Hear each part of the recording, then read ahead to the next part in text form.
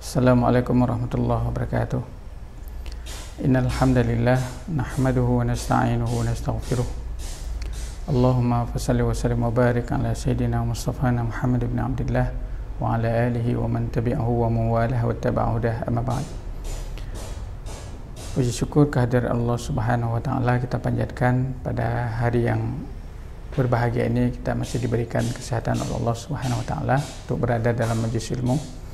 Salawat dan salam kepada Rasulullah sallallahu alaihi wasallam. Mudah-mudahan dengan mencintai ilmu, mempelajari ilmu, kita senantiasa dalam karunia kasih sayang Allah.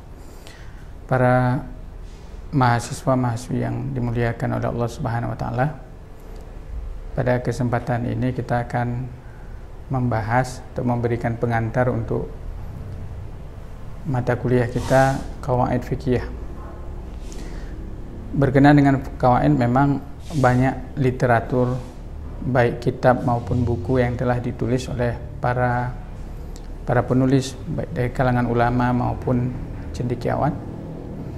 Namun pada kesempatan yang singkat kita akan memberikan gambaran-gambaran sekilas. Mudah-mudahan dengan gambaran tersebut nantinya bisa membuka cakrawala kita berkenaan dengan MK atau mata kuliah Qawaid Fiqhiyah. Nah, pembahasan ini akan kita jelaskan dalam 3 pemetaan. Yang pertama adalah menyangkut dengan definisi. Yang kedua, sumber dari Qawaid Fiqhiyah. Yang ketiga, tentang kitab atau literatur penunjang yang membahas tentang Qawaid Fiqhiyah. Karena sebagaimana kita ketahui bahwa sejarah penulisan Qawaid Fiqhiyah itu sudah ada semenjak tahun 2 Hijriah yang ditulis oleh para ulama, bahkan sampai masa keemasannya abad ke-8 Hijriah, bahkan sampai masa kita sekarang ini banyak sekali literatur yang membahas tentang Qawaid Fiqhiyah. Jadi pada awalnya kita ingin mengetahui apa itu Qawaid Fiqhiyah. Nah, para penulis atau para ulama mendefinisikan qawaid dalam 2 potongan. Yang pertama qawaid, yang kedua fiqhiyah. Jadi qawaid jamak dari qaidatun. Kaidah maknanya landasan, pondasi, dasar.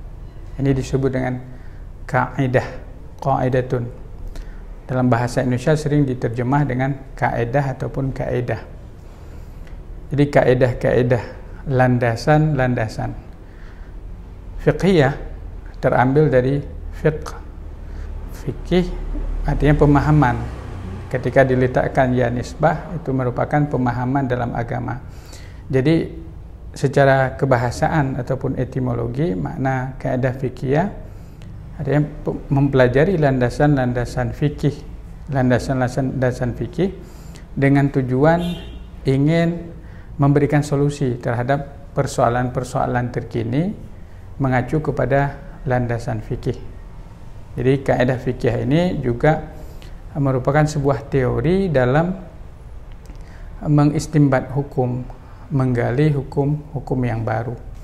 Makanya sumbernya nanti juga dari Al-Quran, Sunnah, Ijma', Qiyas yang sudah maklum kita pahami. Rekan-rekan mahasiswa-mahasiswi yang dimuliakan oleh Allah, jadi qawaid fiqhiyah adalah sebuah ilmu yang mempelajari tentang fikih, di mana kaidah itu bisa diterapkan ke dalam persoalan-persoalan atau permasalahan-permasalahan yang memiliki titik temu yang sama. Nanti kita berikan contoh-contohnya.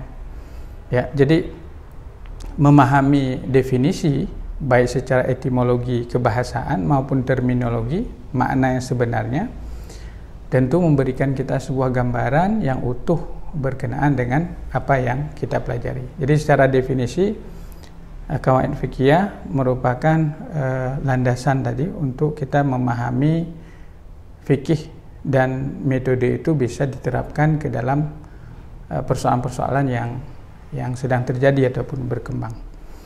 Itu yang pertama. Yang kedua, para mahasiswa yang dimuliakan, berkenaan dengan sumber Karena berbicara fikih, kita tidak bisa terlepas dari Al-Quran, tidak terlepas daripada sunnah ataupun hadis, ijma' maupun qiyas. Karena tidak ada satu landasan pun dalam fikih hukum Islam yang dipelajari itu terlepas dari dua sumber yang paling utama, yaitu Al-Quran maupun hadis. Karena memang para ulama itu menyebutkan hampir 400 bahkan 500 ayat-ayat di dalam Al-Quran maupun hadis membincangkan persoalan hukum. Juga demikian qawaid fikih ini merupakan reduksi, kalau kita bahasakan, dari berbagai macam ayat akan menginspirasi hadirnya qawaid fikih, yang kaidah fikih tersebut atau qawaid fikih tersebut bisa diterapkan untuk menjawab persoalan kekinian. Nah, jadi ada ayat Al-Quran nanti disebutkan, ataupun ada hadis daripada Rasulullah SAW, sehingga kemudian menjadi qawaid fikih. Contoh misalnya, karena kaidah fikih itu banyak sekali. Walaupun memang kalau kita melihat kepada asal muasalnya itu ada sekitar 17 kaidah fikih yang mengkerucut kepada 5, yang kemudian mengkerucut kepada 1. Kalau dalam istilah para penulis, jalbul masalih wa dar'ul mafasid, artinya menarik berbagai macam kemaslahatan, dar'ul mafasid menolak dari kemudaratan atau kerusakan. Nah, contoh kita mengambil satu kaidah yang sangat masyhur dalam qawaid fikih itu adalah al-umuru bimaqasidiha. Al-umuru segala urusan atau urusan-urusan, bimaqasidiha sesuai dengan tujuan daripada urusan tersebut. Kita sebut al-umuru bimaqasidiha. Jadi segala urusan sesuai dengan niat.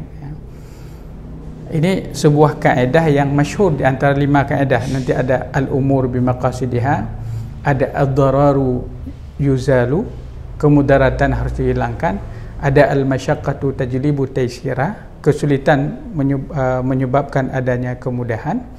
Kemudian ada al-'adah muhakamah, tradisi yang kemudian menjadi hukum. Nah, di antaranya adalah yang pertama al-umur bimaqasidiha. Kaidah ini biasa ditulis di bagian awal. Mungkin kalau kita melihat kitab yang paling tipis atau buku yang paling tipis karangan ulama di Padang, yaitu Angkumudu Abdul Hamid Hakim, dalam karyanya Mabadi Awaliyah, ini diletakkan di bagian awal. Misalnya, al-umuru bimaqasidiha, segala urusan sesuai dengan niat. Nah, dari mana terambil kaidah ini? Ternyata ketika kita melihat literatur, itu berasal dari ayat Al-Quran, juga berasal daripada hadis Rasulullah SAW. Contohnya dari ayat Al-Quran disebutkan bahwa la yanalallaha luhumuha wala dima'uha walakin yanaluhu taqwa minkum. Jadi tidak akan sampai kepada Allah darah sembelihan, daging sembelihan, yang akan sampai itu at-taqwa, artinya niat. Atau dalam ayat yang lain disebutkan, dan terjemahnya, maka barang siapa yang ingin duniawi kami akan berikan, kata Allah Ta'ala, dan juga barang siapa yang ingin akhirat juga Allah Ta'ala akan berikan. Jadi kembali kepada niat. Nah, dalam hadis Nabi tentu berkenaan dengan niat ini hadis yang sangat masyhur.